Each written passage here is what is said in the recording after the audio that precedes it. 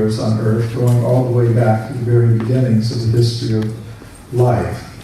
So, how do you regard, statements like that as simply mythology, or is there perhaps something more to it than that? What I decided to do was make a prediction. Just assume hypothetically that what the ancient Sanskrit writings tell us about human antiquity is true. Assume that hypothetically. Then you could make a prediction. And the prediction I made would be that if that's true, there should be reports of archaeological evidence for humans existing much further back in time than 150,000 years ago, perhaps going back many millions of years. So to test that prediction, here's the methodology that I adopted. I decided I would examine all archaeological reports from the time of Darwin up to the present. And I have a reading knowledge of most of the major European languages, so I didn't look just at reports in the English language, but reports in French, Italian, Spanish, German, so on. And that took me about 8 years to go through the entire published literature related to human antiquity. And I made two basic findings. My first finding is perhaps not so surprising. There are no reports of evidence for extreme human antiquity in the current secondary literature. I divide the scientific literature into two basic groups. Primary literature, by which I mean original reports by investigators published in the professional scientific literature, and then the secondary literature, which is based on the primary literature. Secondary literature would include textbooks, survey studies, things of that sort. So that was my first finding. No reports of archaeological evidence for extreme human antiquity in the current secondary literature, textbooks, for example. Second finding was a little more interesting to me. My second finding was there are many reports of archaeological evidence for extreme human antiquity in the primary scientific literature, past and present. I documented that evidence in this book, Forbidden Archaeology.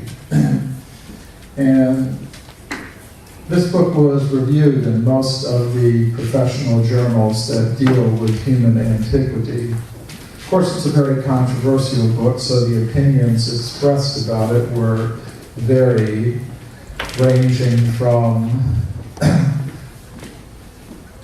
sarcastic derision to grudging acknowledgement that the book did make a contribution.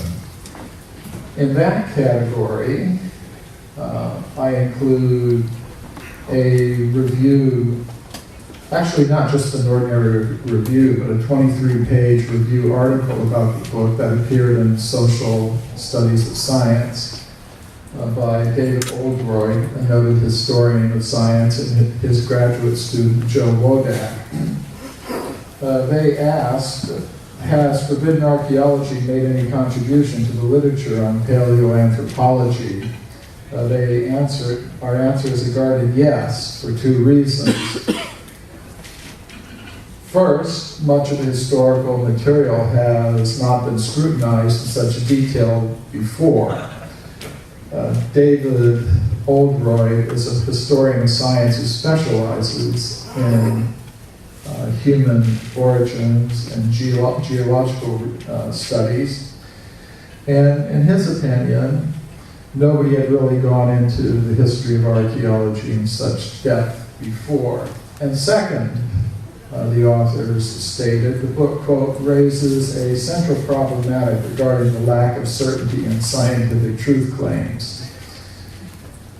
Now, scientists attach different levels of certainty to the truth claims in their disciplines. And in the field of archaeology, they attach a very high level of certainty, approaching absolute certainty, to the idea that human beings like us first appeared between 100 and 200,000 years ago. So they thought we had done a good job in problematizing, to some extent, that claim, or that level of certainty attaching to that claim. So he also brought out the book in an abridged popular edition called The Hidden History of the Human Race. And after the book appeared, I began presenting papers based on the substance of the book at international conferences on archaeology, history of science, and related fields. First paper I presented was a paper called Pharaonic Time in the Archaeological Record, which I gave at the World Archaeological Congress meeting that was held in New Delhi in 1994. The World Archaeological Congress meets every 4 years in a different country.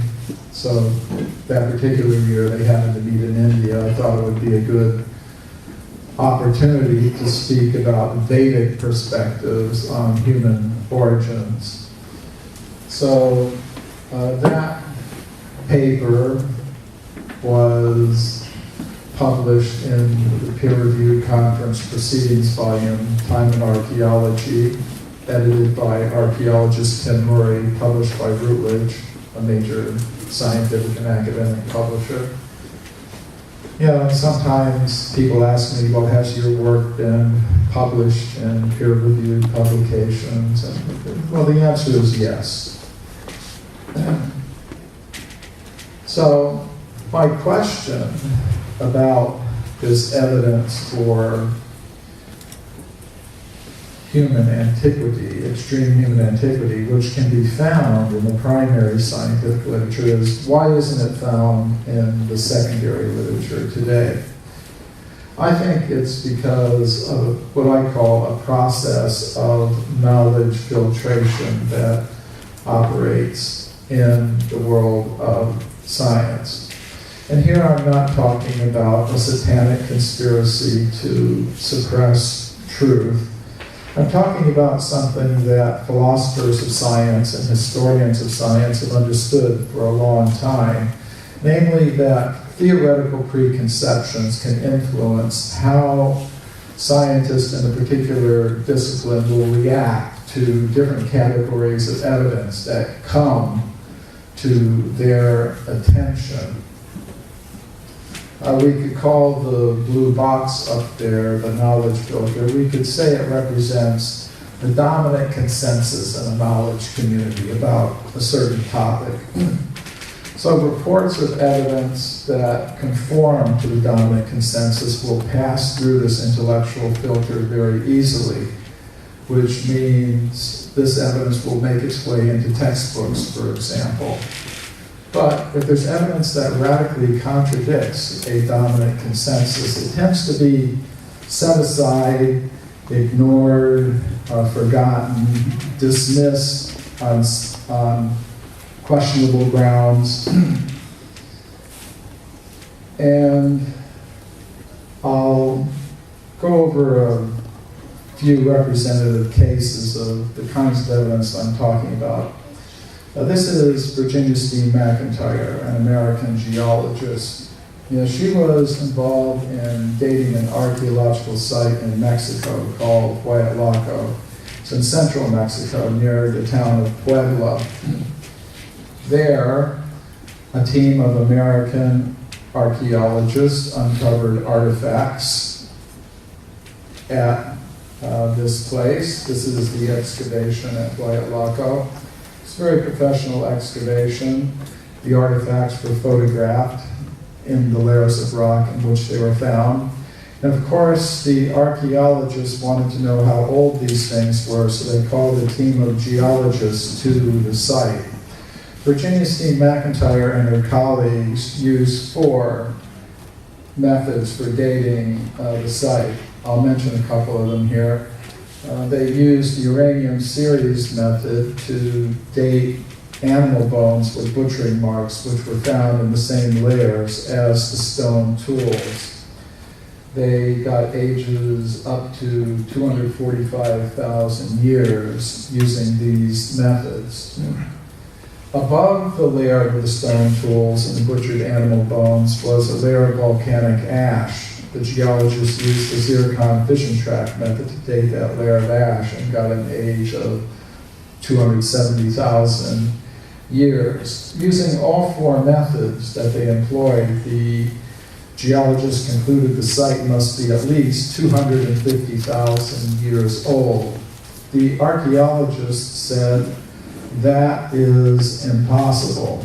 According to their understanding, human beings capable of making the artifacts didn't exist anywhere in the world 250,000 years ago. What to speak of North America? The current dominant consensus is there are no human beings in North America until 20,000 years ago at the earliest. So the archaeologists refused to publish the age for the site given by their own hand-picked team of geologists. This was quite surprising to Virginia Steen McIntyre and her colleagues.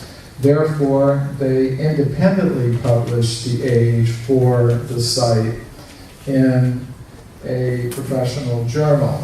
When they did that, they experienced an extreme negative backlash from their colleagues because they had dared to publish something that contradicted the dominant consensus on human antiquity.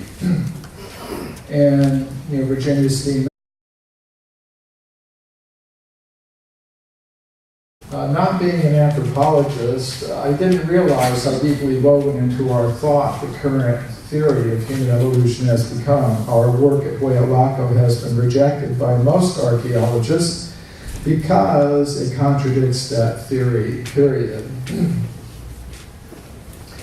So some of the cases I'm going to mention are from the more recent history of archaeology and some from the more older history of archaeology. This is a case from the earlier history of archaeology. This is Jacques Boucher-de-Père, who was one of the founders of modern archaeology.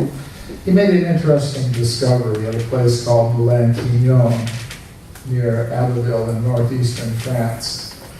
He found in an excavation an anatomically modern human jaw.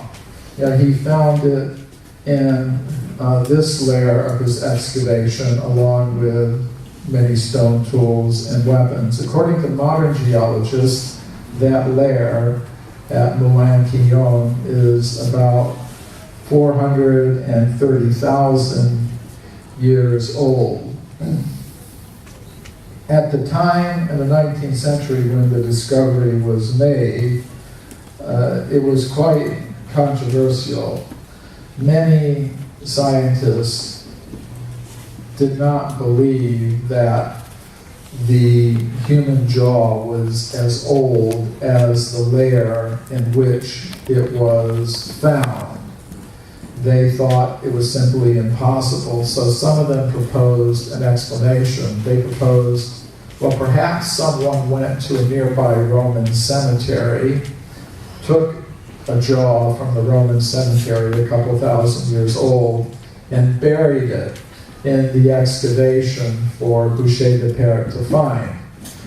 And actually that's the explanation that we see in the textbooks today.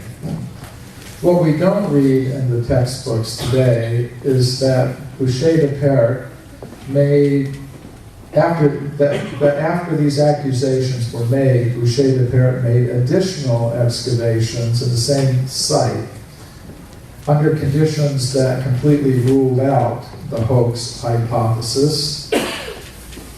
And in these additional excavations, he recovered from the same formation over 100 additional anatomically modern human bones and teeth.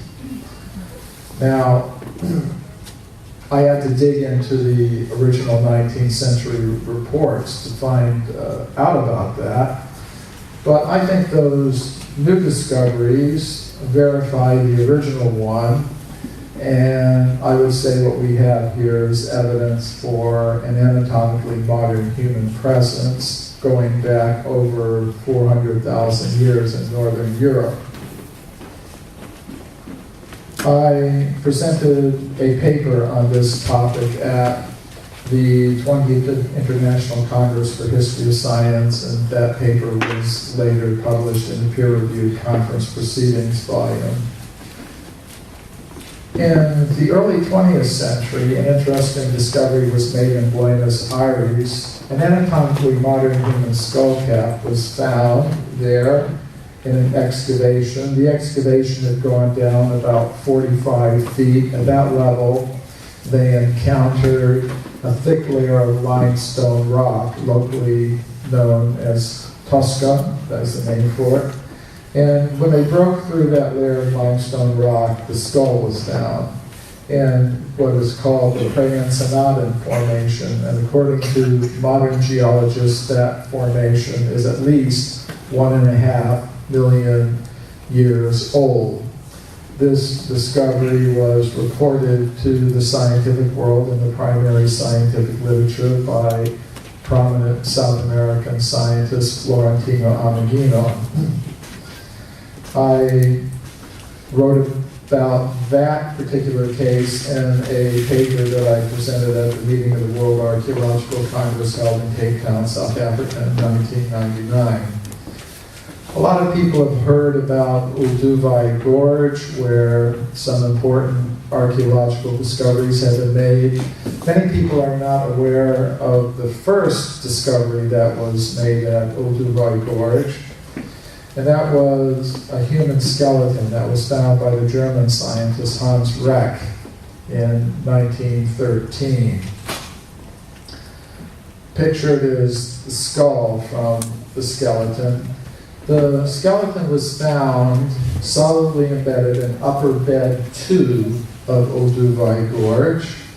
Rex said he had to use a hammer and chisel to get it out of those layers of rock. It was the skeleton was laid out parallel to the bedding planes of the rock, indicating it had been placed there originally. It wasn't a later burial. It was a very controversial discovery. Upper bed 2 is over 1.15 million years old, according to modern geologists. There were decades of debate about this discovery. Many scientists thought the debate was finally settled in the 1970s when a German researcher, Rainer Proch, did a radiocarbon dating of a fragment of bone he said was from the original skeleton and got an age of less than 10,000 years for it. So many people thought that settled the whole issue. However, I have a couple of problems with that. First of all, Rex skeleton was lost during World War II. It was being kept in a German museum that was firebombed during World War II. What Rex did is he said he found in another museum somewhere a box that contained some slivers of bone that he said were from the original skeleton. Whether they were or not, I don't think we can say. Another problem is that Rainer Proch was forced to resign his position at Frankfurt University after an academic court there found him guilty of falsifying dozens of radiocarbon dates during his long career. So I don't know that a radiocarbon date on a fragment of bone that may not have really belonged to the original skeleton carried out by Reiner Kroch really did resolve the issue. I think the best evidence for the age of Rex skeleton remains the report of the original investigator. In 1867, the Anthropological Review published a report by Dr. Robert H. Collier about an anatomically human jaw that was found 16 feet deep in the Red Crag Formation at a place called Foxhall in England. Foxhall is located in eastern England near the town of Ipswich. According to modern geologists, the Red Crag Formation is late Pliocene, between 2 and 3 million years old. Coming to the more recent history of archaeology, in 1979, Mary Leakey announced the discovery of footprints at a place called Laetoli in the country of Tanzania in East Africa. The footprints were found in layers of solidified volcanic ash, 3,700,000 years old. The ash was dated using the potassium-argon method. In her original report, Mary Leakey said the footprints are indistinguishable from modern human footprints. Other scientists also agreed. Paleontologist Tim White wrote, make no mistake about it, they are like modern human footprints. Now, neither Mary Leakey nor Tim White believed human beings like us made those footprints. So how did they explain them? Well, they proposed there must have been some kind of hominid, some type of ape man who had feet exactly like modern human feet, and that's how the footprints were made. It's an interesting proposal. There isn't any physical evidence to really support that. We have skeletons of the ape men that existed during that time period. They were of the genus Australopithecus. In a place called Sterkfontein in South Africa, a foot skeleton of Australopithecus was discovered. And that foot skeleton is not exactly like that of a modern human being. It's more like that of a bonobo, which is a type of chimpanzee, with long toes and a first toe that can move out to the side like a human thumb. Actually, the only creature known to science today that has a foot exactly like that of a modern human being is a human being like ourselves. So, what did Mary Leakey actually find? I think we have to remain open to the possibility that she found evidence that humans like us were present between 3 and 4 million years ago in Africa. Or some people might say, I'll just mention I discussed this case in this paper presented at a meeting of the European Association of Archaeologists held in 1999 in the United Kingdom. And the reason I'm mentioning these papers is because sometimes some will say, well, this kind of stuff just isn't part of the current discourse in these disciplines. Well, it is part of the current discourse. Of course, it's a minority voice, an extreme minority voice. It's certainly not the majority voice, but it is part of the discourse. So, some might say, okay, footprints are a little bit ambiguous. It would be better if you had human skeletal remains that are 3 or 4 million years old. And such things do occur in the primary scientific literature. For example, in the 19th century, the Italian geologist Giuseppe Ragazzoni found human skeletons at a place called Castanedolo in northern Italy. He found them in middle Pliocene formations between 3 and 4 million years old, according to modern geologists. I went to Castanedolo. And I met this gentleman there, and he gave me a copy of a very rare 19th century geological report that deals with this discovery. From the information in the report, we were able to determine the exact location where the discovery was originally made. And it should be possible to do more research there. Now, when some scientists hear that a human skeleton, an anatomically modern human skeleton, has been found in layers of rock 4 million years old, they assume something has got to be wrong here. It's actually, they would say it's very easy to explain. Maybe 4,000 years ago, someone died on the surface there. His friends dug a grave and put the body into the ancient layer of rock, and that's why you think you have a report of a human skeleton 4 million years old. Now, such things can happen. They do happen. Technically called, this is intrusive burial. But Ragazzoni, being a professional geologist, was very much aware of this problem, and he addresses this problem in his report. He pointed out that if it had been a burial, then the overlying layers of rock would have been disturbed, as we see here.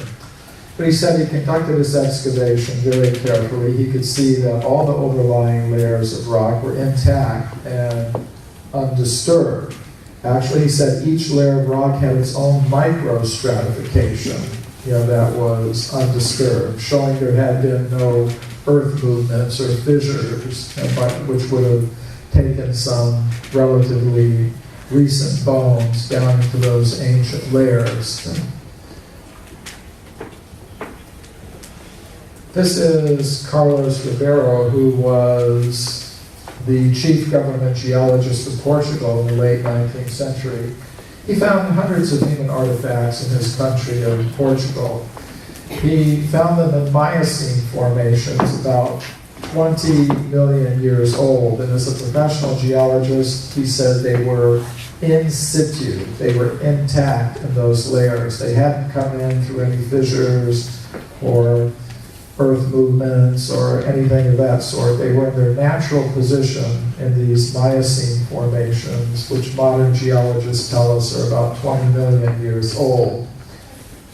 He displayed the artifacts in these cases in the Museum of Geology in Lisbon. I'm kind of looking at those cases, but the artifacts aren't in those cases today. Today they're kept locked in these cabinets down here. But I got permission from the director of the museum to open up those cabinets, and I was able to study and photograph some of these very old human artifacts from Portugal. Here are some of them. I also studied Ribeiro's original field notes and maps. And after doing that, I went into the countryside of Portugal to relocate some of the places where he made his discoveries.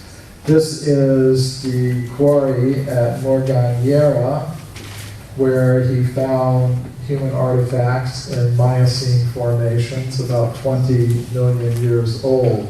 This is one of the artifacts that he found there. It's a flint implement. It's got a nice point on it with use marks. It's interesting what happened. When Ribeiro was alive, he displayed these artifacts in the museum with labels indicating an age of about 20 million years. After he died, his colleagues did something interesting. They left the artifacts on display, but they wrote new labels for them, giving them far younger ages. This is the new label they wrote for the artifact I just showed you. It says, the second line gives the age. It says Paleolitico Superior. That means upper Paleolithic period. And according to archaeologists, that period in Europe goes back about 20,000 years or so. So they thought 20 million years, that's clearly impossible. 20,000 years sounds better, about right for artifacts like these. So they wrote new labels for all of the artifacts. Then the next generation of officials in the museum just put the entire collection away, new labels and all. I presented a paper on this case at a meeting of the European Association of Archaeologists that took place in Lisbon in the year 2000. Thought that would be a good place to do this. And that paper was later published in a peer-reviewed archaeological journal, the Journal of Iberian Archaeology, which deals with the archaeology of Spain, Portugal. People ask, do you have peer-reviewed publications and professional literature? The answer is yes. A case that's always really fascinated me is the California gold mine discoveries.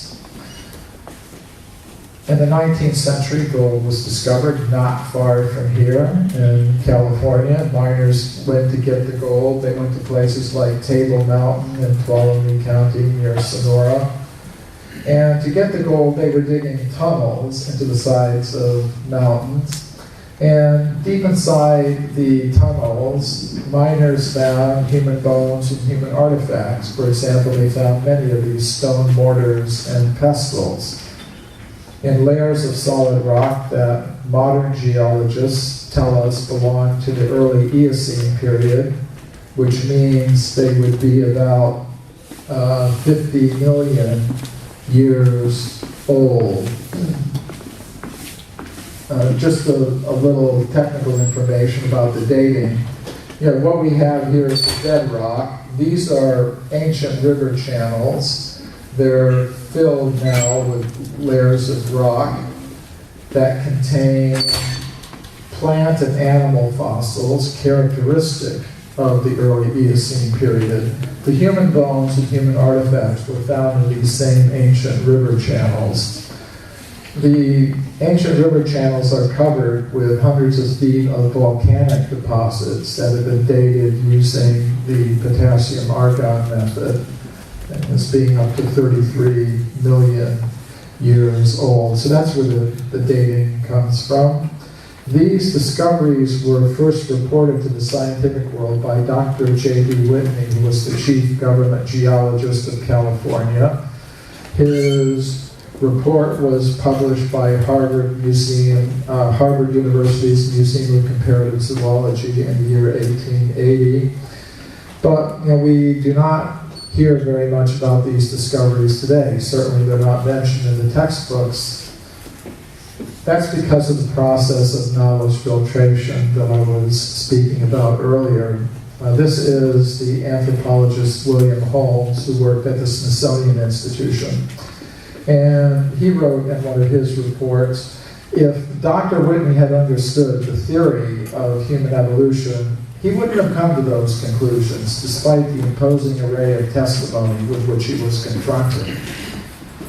Let me translate that. If the facts don't support the theory, the dominant theory, the facts should be forgotten, set aside, cast into oblivion. And basically that's what happened. However, some years ago, I was a consultant for a documentary that aired on NBC called The Mysterious Origins of Man. It was produced by Bill Cote. Bill Cote had read my book, Forbidden Archaeology, and he wanted to include some cases from the book in the documentary. So I told him he should go to the Museum of Anthropology at University of California at Berkeley, because I knew that some of the artifacts from the California gold mines are still in the collection of that museum. So Bill Cote went there, but they would not let him see or film the artifacts. We were able to find some photographs that Dr. Whitney had taken in the 19th century, so he did wind up with some imagery to use in the documentary, which included not just examples from my work, but from the work of other researchers in the alternative history field.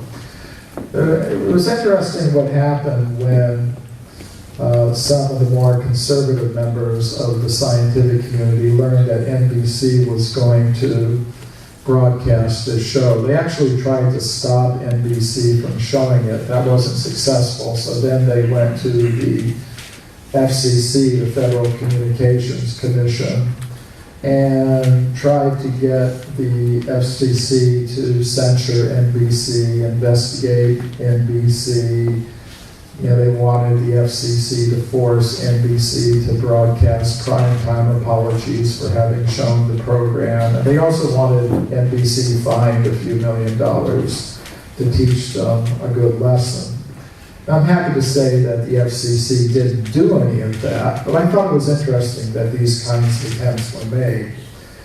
Now, after that, I proposed to present a paper on this case at a meeting of the World Archaeological Congress. So I submitted an abstract, and the academic committee of the Congress accepted the abstract.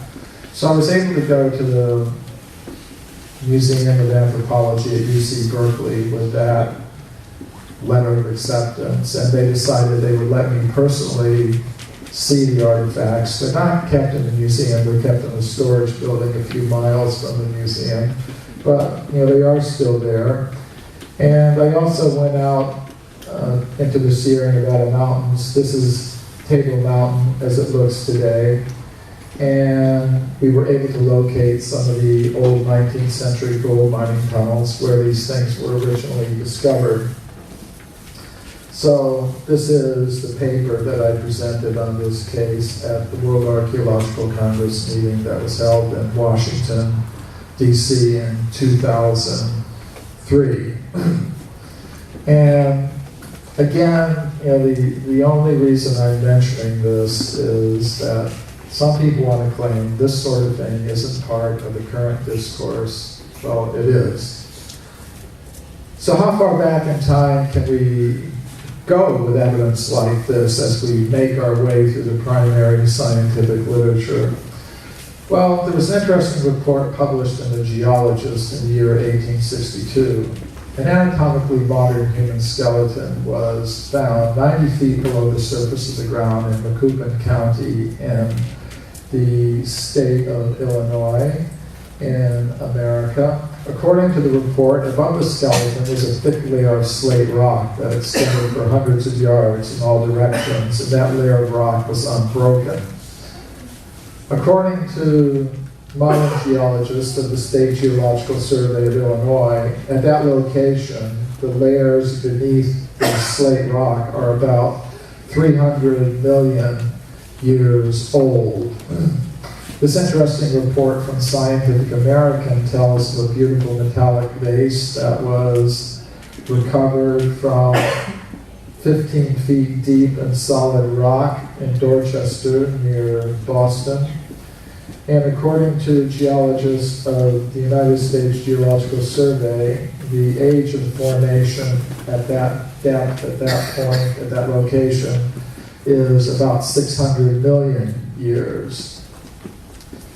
So I could keep you here from now until Christmas, going through one case after another, because there are hundreds of these cases in the primary scientific literature on human origins. But I'm not going to do that. But I will just say that the implication of this evidence is that this more or less generally accepted picture of human origins may not represent the actual truth of the matter. And this was something that was recognized by one of the architects of this modern version of human origins, Dr. William W. Howells, who read Forbidden Archaeology shortly after it was published, and he was kind enough to write me a letter. And he wrote, Forbidden Archaeology represents much careful effort in critically assembling published materials, which I thought was nice of him to acknowledge. And because many academics and scientists don't see it that way, but I thought it was nice that he did. And he went on to say most of us in the world of human origin studies, mistakenly or not, see human evolution with man emerging rather late. That's a factual statement. And to have modern human beings appearing a great deal earlier would be devastating, not just to our account of human origins, but to the whole theory of evolution. So I thought it was nice that somebody recognized the implications of what was being presented in that book. Another person who recognized the implications was Tim Murray, who wrote a review of Forbidden Archaeology in British Journal for History of Science. And he wrote, Forbidden Archaeology provides the historian of archaeology with a useful compendium of case studies and the history and sociology of scientific knowledge, which can be used to foster debate within archaeology about how to describe the epistemology of one's discipline. And that's exactly what I was trying to accomplish in putting that book together, to inspire debate in archaeology about the epistemology of the discipline. So I think it was significant that a professional archaeologist read the book and got that message from it. It was exactly the message I was intending to send. He went on to say, Forbidden Archaeology is designed to demolish the case for biological and cultural evolution and to advance the cause of a Vedic alternative. 100% correct. And I thought it was nice of him to recognize that, acknowledge it, and succinctly express it in his review. Now, it's when we get to the phrase Vedic alternative that alarm bells start going off in the minds of many. Because here they see, many will see, well, here's an attempt to sneak religion into science, and that is absolutely forbidden. It just should not be allowed, not in the slightest. So, Murray went on to say something very interesting. He wrote, the quote, dominant paradigm in archaeology has changed and is changing, and practitioners openly debate issues which go right to the conceptual core of the discipline. Whether the Vedas have a role to play in this is up to the individual scientist concerned. Now that is a statement that I 100% absolutely agree with. Some people want to make an a priori rule that you cannot bring the Vedas or any other spiritually inspired idea into the world of science. So I disagree with that idea. I agree with this idea. It should be up to each individual science or science teacher whether or not to grant a role to ideas that may have some source in the Vedas, the Quran, the Bible, the Native American teachings, Australian Aboriginal teachings, whatever. Of course, with the qualification that they have to be justified with scientific evidence and logic. So that's a position that I can 100% support. And I would 100% disagree with those who want to say such things should be totally excluded a priori. Now I'm going to wrap this up by giving some personal experiences of presenting these things to university audiences. My books are now published in 20 different languages, more than 20 different languages. One of them is Russian. So I've been invited to Russia several times. I've spoken at universities from one end of the country to the other, from St. Petersburg to Moscow to Vladivostok and back again. And mostly the lectures go fine. But sometimes, one or two places, there have been some problems. This is the Tumen State University in Russia, and some professors there invited me to speak about my work, and a lecture was scheduled. But the day before the lecture, the president of the university canceled the lecture because of pressure from faculty members, other faculty members, who did not want me to speak there. They objected to me speaking for two reasons. First of all, I was questioning the dominant theory of human origins, the Darwinian evolutionary theory. And second, and perhaps even more unforgivingly, I was doing it from a Vedic perspective. So either one of them probably would have been enough to inspire these professors to approach the administration and get them to cancel the lecture. So the professors who invited me went to the president of the university and tried to get him to change his mind, but he wouldn't. So then the professors who invited me went to the local branch of the Russian Academy of Science, and they spoke to the director there. And he said, okay, if they won't let him speak at the university, he can speak here.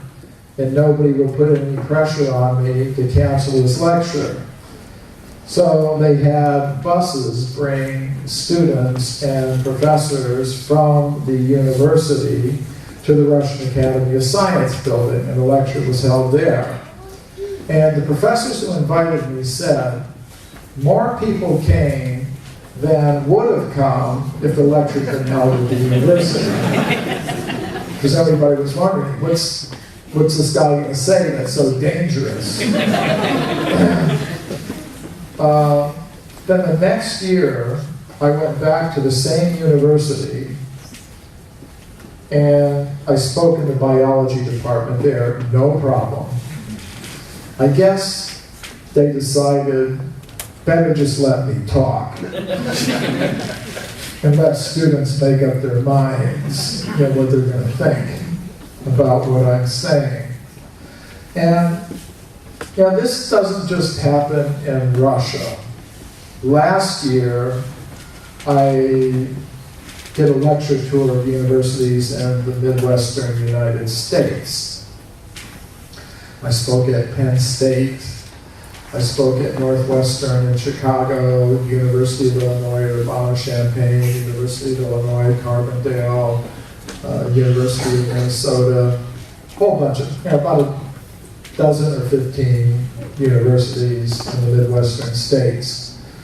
But at one university, University of Indiana in Bloomington, same thing happened as in Russia. A lecture was scheduled, announced, and faculty members who don't appreciate the kind of thing that I'm saying got wind and put pressure on the administration, and the lecture was canceled.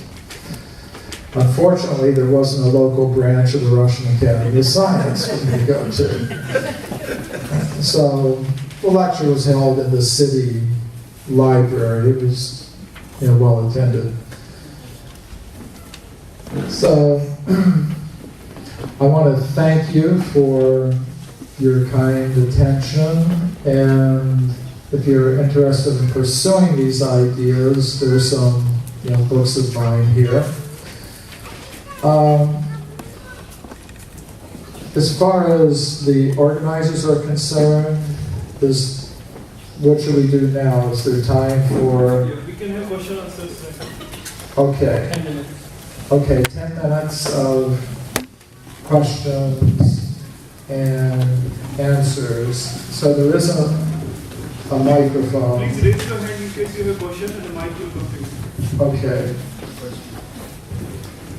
Hi, my name is Shayo. I'm a mechanical engineering student here. So I had one concern that many of the fossil evidences you were showing were in the late 19th century or early 20th century, before the fields of geochronology and other like hominid fossil, how to recognize them was not fully developed.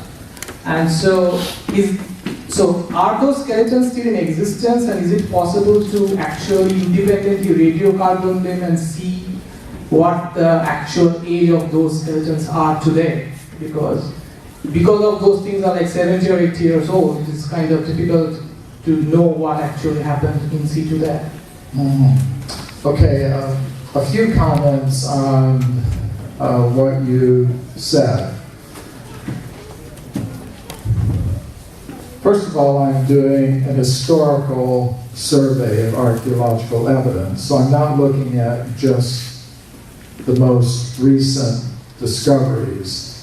Second point is that if you look in any modern textbook of archaeology, you're not going to find just the most recent discoveries. You're going to find the Neanderthal discoveries that were made in the 19th century, the Java man discoveries that were made at the end of the 19th century, the Beijing man discoveries that were made in the early 20th century. So we can't just assume that all science done before January 1st, 1900 is automatically suspect. That's why, I found it very helpful to go back to the original reports and see what kinds of work were actually being done. Were the authors of the original investigations, the original investigators, were they taking into account these things? Now, new sources, new dating methods sometimes introduce new ways to make mistakes. That can also happen. So, in some cases, things are there. As you saw, I would go into the museums, I would locate objects that are in their collections. So, in these cases, it would be possible to go back and do new dating studies, apply new dating methods, and